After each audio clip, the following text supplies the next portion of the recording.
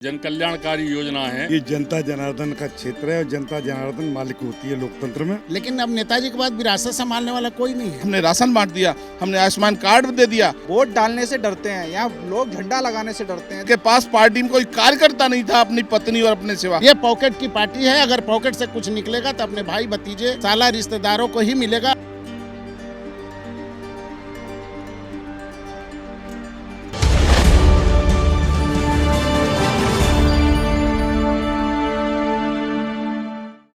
नमस्कार, आप देख रहे हैं द न्यूज़ 15 और मैं हूं अंजलि राठौर और आज पहुंची हूं मैनपुरी लोकसभा उपचुनाव को कवर करने के लिए। ऐसे में कुछ लोग हमारे साथ मौजूद हैं, इनसे बातचीत करते हैं कि क्या कुछ इस बार लोकसभा उपचुनाव में होने जा रहा है। डॉक्टर दिनेश वशिष्ठ, जिला प्रभारी मैनपुरी से हूँ और इस चुनाव की तैयारी हमारे कार्यकर्ताओं ने प्रत्येक विधानसभा में पूरी तरह से तैयार कर लिया। हम प्रत्येक 5 विधानसभा में चुनाव हरा देंगे और हमने जो तैयारी की है उसमें भोगांव विधानसभा में 1 लाख वोट की और लगभग 75,000 मैनपुरी सदर विधानसभा से हम लोग आगे निकलेंगे। इस बार जो आपके कैंडिडेट हैं वो शाक्य हैं, तो किस तरीके से तैयारी चल रही है कि उनका वोट बैंक आपको? हमारे यहाँ शाक्य हो, पंडित हो, ठाकुर, कोई फर्क नहीं पड़ता। प्रत्याशी भारतीय जनता पार्टी का प्रत्याशी है और उस प्रत्याशी के लिए एक एक वोटर समर्पित रूप से तैयार है। इस गढ़ को माना जाता है कि समाजवादी पार्टी का गढ़ है ये। गढ़ को पूछना है तो कन्नौज चले जाइए, गढ़ को पूछना है तो आजमगढ़ चले जाइए, गढ़ को पूछना है तो रामपुर जाइए, गढ़ को पूछना है फिरोजाबाद जाइए। सब जगह हरा के भेज रहे हैं, अंतिम है, इसको भी हरा के भेज देंगे।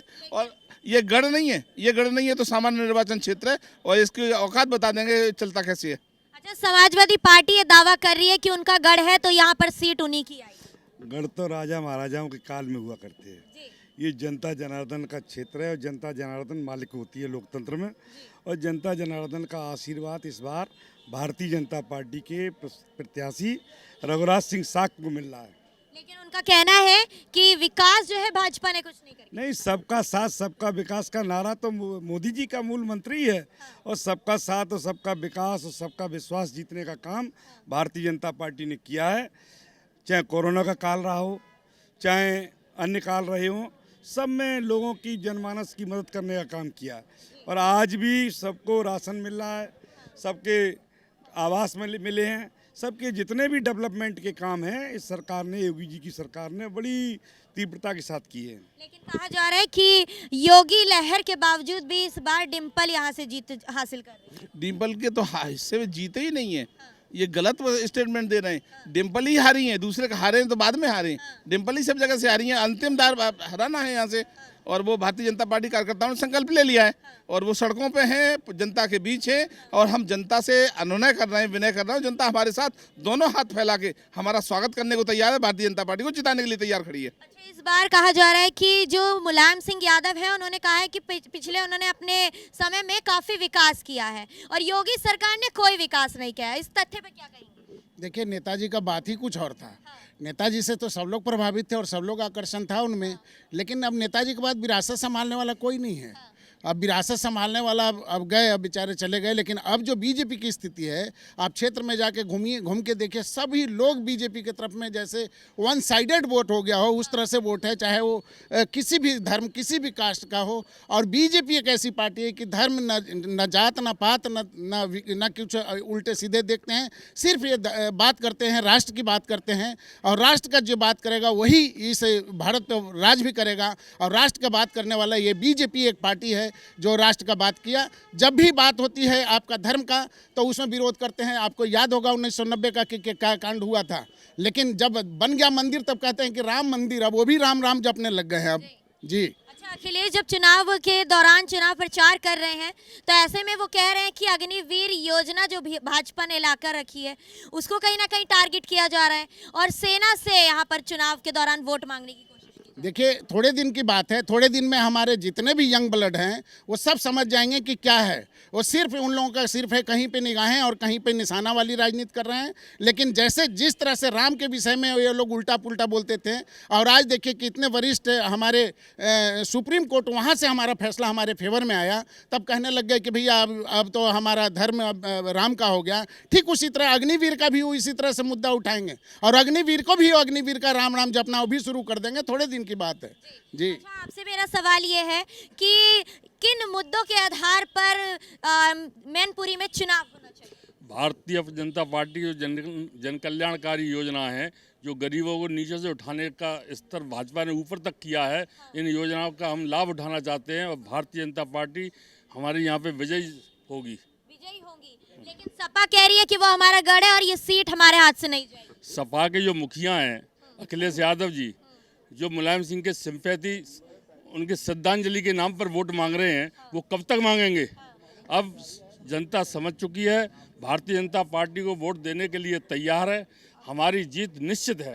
अच्छा, क्या लगता है कि जो आपके कैंडिडेट हैं, भाजपा के उम्मीदवार हैं, वो किन ये मुद्दों को लेकर जनता के बीच जा रहे हैं? वो मोदी और योगी जी के विकास के नाम पर जो एक माहौल बना सुरक्षा का उत्तर प्रदेश में, यूपी में, पूरे में, उसी पे हम 2022 में चुनाव में वापसी करी और भाजपा की सरकार बनी। उसी पे यहाँ लोगों के अंदर एक भय है, लोग वोट डालने से डरते हैं, यहाँ लोग झंडा लगाने से डरते हैं। तो एक भय जो है वो ख़त्म किया है योगी जी ने और मोदी जी की सरकार ने यहाँ पे। तो एक भय का जो वातावरण था अब तक मैनपुरी के अंदर, वो भय योगी जी के बुलडोजर ने ख़त्म किया। यहाँ की जनता उस भय से निजात पाने के लिए भारतीय जनता पार्टी को वोट करेगी और निश्चित 100% भारतीय जनता पार्टी यहाँ जीतने जा रही है। अच्छा, मेरा आपसे सवाल है कि मुलायम सिंह के राज में और योगी राज में आपने क्या डिफरेंस देखा? मोहर कौड़ी का बट्टा है। महिलाएं सोना पहन के निकल सकती हैं और उस समय नकली जेवर पहन के निकला करती थी। किसी को कोई कानून का राज है, सब बिल्कुल स्वतंत्र रूप से लोग रह रहे हैं, सबका साथ सबका विकास हो रहा है, बहुत भारी अंतर है। मैं एक बात का उत्तर देना चाहता हूँ, मैं सुन रहा था कि आपकी बातों को कि उनका गढ़ है।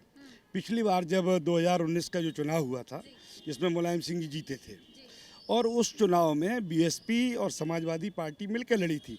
इसी सामने क्रिश्चियन फील्ड के मैदान में बहन मायावती जी आई थी, पूरा कुनवा उनके पैर पकड़ कर बैठा था और नेताजी ने अपने इमोशनल भाषण में कहा था कि मेरे जीवन का ये अंतिम चुनाव है और इस बार मुझे जिता देना। तो कहीं ना कहीं फिर भी उनके जीतने का जो मार्जिन था, जहाँ 4 लाख वोट से जीते थे 2014 में, और 2019 के चुनाव में मात्र 92,000 वोटों से चुनाव जीत पाए। और अगर बहन जी का गठबंधन नहीं होता तो पिछला चुनाव 2019 का ही नेताजी हार गए होते। तो इस बार तो किसी का गठबंधन नहीं है, तो क्या लग रहा है? इसीलिए तो हम बिल्कुल जीतने जा रहे हैं। हम लोग यहाँ भारी बढ़त बनाए हुए हैं और निश्चित रूप से जैसे आजमगढ़ में निरहुआ जीते, जैसे रामपुर में हमारे घनश्याम लोधी जीते, और जैसे कन्नौज में सुब्रत पाठक जी ने जीत के रिकॉर्ड बनाए। तीनों हमारे शेर मैनपुरी की धरती पे पदार्पण कर चुके हैं और ये इन्होंने डिम्पल को वहाँ से भी हरा के भेजा और यहाँ से भी हरा के भेजेंगे। 2024 लोकसभा चुनाव में अखिलेश यादव कह रहे हैं कि मैं किन्नौज से चुनाव लड़ूं। ये उनकी अपनी सोच है, जनता को धोखा दे रहे हैं। अभी 22 के चुनाव में विधानसभा लड़के गए, अब लोकसभा लड़ने की बात 24 में कन्नौज की कर रहे हैं। तो पहले तो इसको तो निपट लें, 22 को तो निपटे तो 24 की बात करेंगे। 24 में ही धराशायी हो जाएंगे, पहले तो 22 में धराशायी हो जाएंगे। यहाँ कुछ बचेगा नहीं उनके लिए। कहीं ना कहीं लग रहा है कि वो प्रदेश की राजनीति छोड़कर राष्ट्रीय राजनीति करना चाह रहे हैं। वो क्या करना चाह रहे हैं वो तो उनके कुनबे के लोग जानेंगे, उनके घर परिवार के लोग जानेंगे। पहले तो उनकी पत्नी से पूछ लें कि तू जो है लोकसभा लड़ रही है, मैंने विधानसभा लड़के पास किया, तू लोकसभा कन्नौज से हार के आई, अब मुझे फिर लड़ाना पड़ा। उनके परिवार में अन्य कोई चुनाव लड़ने लायक नहीं था, उनके पास पार्टी में कोई कार्यकर्ता नहीं था अपनी पत्नी और अपने सिवा। ये भारतीय जनता पार्टी है, हम जिसको भी इशारा करेंगे वो चुनाव लड़ेगा। आपने अभी एक प्रश्न किया मैडम, आपने अभी एक प्रश्न किया कि आप क्या उपलब्धियां लेके चल रहे हैं। सबसे पहले मैं महिला और बेटी की बात कह दूं, हमारी बेटियां रात को 12 बजे सड़क पर निकल सकती हैं, कोई खतरा नहीं है, कोई चिंता नहीं है। हमारे परिवार की महिलाएं चिंता करती थी, मेरी बेटी परिवार से निकली है, सुरक्षित घर में आएगी या नहीं आएगी। 2012 से 17 का ये माहौल था हमारे सामने, और आज हमारी बेटी सुरक्षित है, हमारे बेटे सुरक्षित है, न्याय हो रहा है, उन्हें रोजगार मिल रहा है, उन्हें सर्विस मिल रही है, गवर्नमेंट एम्प्लॉय हो रही हैं। और आप समझिए कि आज मैनपुरी में स्वराज्य आ गया है, वरना खाली प्लॉट सरकार का हुआ करता था, गुंडों का हुआ करता था, कब्जा करने वालों का हुआ करता था। जमीन की मेड़ कब तोड़ लेंगे ये पता नहीं था। आपकी कोई मेड़ नहीं टूट रही है, कई प्लॉटों पर कब्जे नहीं हो रहे हैं, किसी बेटी के साथ कोई अभद्र व्यवहार नहीं हो रहा है। इससे ज़्यादा सामाजिक समरसता लाने की बात जो मोदी ने कही है, हमने राशन बांट दिया, हमने आयुष्मान कार्ड दे दिया, हमने फ्री गैस दे दी, मतलब जहाँ जहाँ हमें लगता है हमें जनता में जो ज़रूरत है वो सारी चीज़ें हम प्रोवाइड करा रहे हैं। आगे आने वाले समय में राम राज्य काहू नहीं व्यापा, दैहिक दैविक भौतिक तापा। हम राम राज्य करने के लिए आए हैं भारतीय जनता पार्टी कार्यकर्ता, वो करके ही मानेंगे, मतलब बीच में रुकने वाले नहीं हैं। अच्छा, कौन से मुद्दे हैं, कौन सी समस्याएं हैं जो जनता जिनसे जूझ रही है? नहीं, हमारे पास कोई मुद्दा नहीं है, हमारा एक ही लक्ष्य है, एक ही काम है, जनता की सेवा करना। हमारा कार्यकर्ता, हमारा विधायक, हमारा जनप्रतिनिधि, हमारे संगठन के सभी लोग जनता की सेवा में लगे हैं। जनता के दुख दर्द को हर वक्त भांपते हैं, उनके साथ सहयोग में खड़े होते हैं। कभी हम लोग लापरवाही नहीं करते। आपने देखा होगा कोरोना जब हुआ ना, तो हमारे कार्यकर्ता जिनको हम स्वयं सेवक कहते हैं, वो सड़कों पे थे। अब बहनें और बेटियां निकल रही थी, उनके पैर दबा रहे थे, औषधियां दे रहे थे, चाय की जरूरत थी चाय दे रहे थे, खाना। तब ये कहाँ थे समाजवादी? समाजवादी में मैं एक आधी लाइन में आपके सामने दूं, समाजवादी नहीं है, समाज बाद में, समाज बाद में, पहले मैं, समाज बाद में। अच्छा ये बताइए कि अखिलेश यादव अपने मैनपुरी के चुनाव इलेक्शन में लगे हुए हैं, रामपुर पर ध्यान नहीं दे रहे हैं, खतौली पर ध्यान नहीं दे रहे हैं, क्या लग रहा है, क्या कारण? मैडम मैंने अभी कहा ना, पहले मैं, समाज बाद में। तो देख रहे हैं आप, में लगे हुए हैं ना, अपने में लगे हुए हैं, अपने परिवार को बनाने। उन्हें पार्टी की कहाँ चिंता है, अन्य विधायकों की कहाँ चिंता है? अपने चुनाव प्रचार में दरवाजे जो कहा करते थे गढ़ है ना, वो जो कहा करते थे हमारा है, हेलीकॉप्टर से आते थे, समाई करते थे, आज गलियों में घूम रहे हैं, गलियों में। इन्होंने गलियां नहीं देखी, अब गलियां देख तो लें। हमने क्या विकास किया वो गलियां देख रहे हैं। अभी मैं ओछा मंडल में था तो वो गलियां देख रहे थे ना, तो मंच में उनके पास 200 लोग नहीं थे वहाँ। ये बताइए, ये भी कहा जा रहा है विपक्षी पार्टी द्वारा कि बीजेपी इस बार अपना प्रचार प्रसार जोरों शोरों से नहीं कर रही है। हम आप बहुत जोर शोर से कर रहे हैं। मैं आपको इसकी तहलीज में मैं आपको बता दूं, बहन मायावती जी को धन्यवाद देना चाहता हूं कि उनके विधानसभा में सिर्फ एक सदस्य था, उन्होंने इतना हम लोगों के सामने समर्पण कर दिया। एक अपना प्रत्याशी मैनपुरी में वर्तमान समय में नहीं उतारा, कांग्रेस उतारने की स्थिति में नहीं है, हम ही हमें। और आज देश की जनता, प्रदेश की जनता चुन रही है, तो भारतीय जनता पार्टी के प्रत्याशियों को चुन रही है। उन्हें विश्वास है कि वो जनता की सेवा करेंगे। क्या टक्कर होगी या फिर एक तरफा वोट डलेंगे? नहीं, एक तरफा रहेगा। टक्कर किस बात की?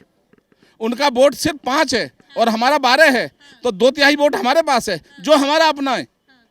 और हमारे कार्यकर्ताओं ने संकल्प लिया है, खड़े होकर संकल्प लिया है, इस बार सर्वाधिक मतलब 75% से ज्यादा वोट करके हम देंगे और अपने पौरुष के साथ देंगे। अच्छा, क्या लग रहा है कि जिस तरीके से डोर टू डोर प्रचार और सभाएं आयोजित की जा रही हैं सपा द्वारा, तो कहीं ना कहीं जनता पर असर डालेंगी?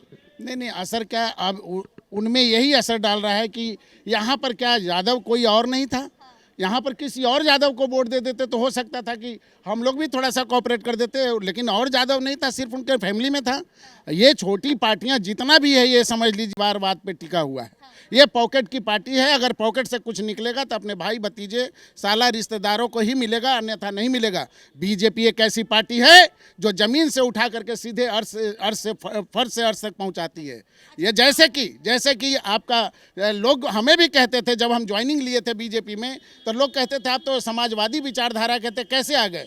हम क्या, हाँ बिल्कुल समाजवादी विचारधारा के थे, लेकिन इसमें जब चाय बेचने वाला इसमें जब चाय बेचने वाला प्रधानमंत्री बन सकता है, एक हमारी बिल्कुल महिला, हमारी आदिवासी महिला हमारे जब राष्ट्रपति प्रथम मनुष्य बन सकते हैं, इंसान बन सकते हैं, तो बीजेपी में कौन सा ऐसा कमी है जो हमसे दूर भागेंगे लोग? बीजेपी में हर गुण पाया जा रहा है, जिसमें सभी लोग चिपकते, देर सवेर सब लोग जुड़ते जा रहे हैं। ये परिवारवाद की पार्टी नहीं है, ये कार्यकर्ता की पार्टी है। कार्यकर्ता अगर कोई भी अगर ठीक ढंग से काम करेगा तो उसको नीचे से उठाकर ऊपर जरूर लाने का काम करता है। बीजेपी एक वैसी पार्टी है। बीजेपी लगातार सपा पे परिवारवाद का आरोप लगा रही है, लेकिन जनता बीजेपी पर आरोप लगा रही है कि ये झूठी पार्टी है, इसको कैसे सही करें? नहीं, बिल्कुल नहीं, वो तो समाज देख रहा है, ये तो जनता देख रही है कि परिवारवाद की पार्टी है कि नहीं उनकी। पूछ लीजिए, ये अगर परिवारवाद की पार्टी नहीं होती तो यहाँ से एमपी का टिकट वो खुद परिवार में नहीं देते, वो देना था तो यहाँ के कार्यकर्ता को दे देते। तो हम लोग भी सोचते कि ये तो बड़ा जबरदस्त का टक्कर हुआ, लेकिन अब तो वन साइडेड हो गया है। अब तो जिधर क्षेत्र में जा रहे हैं सब लोग कह रहे हैं नहीं, अबर तो जिताना है, बीजेपी को हर हाल में लाना है, मुलायम सिंह की बात अब नहीं रही। तो ये जी देख रहे हैं आप किस तरीके से यहाँ पर जनता की राय है। ऐसी तमाम चर्चाओं के लिए बने रहिएगा द न्यूज़ 15 के साथ। मैं अंजलि राठौर, कैमरा पर्सन प्रताप के साथ द न्यूज़ 15। शुक्रिया।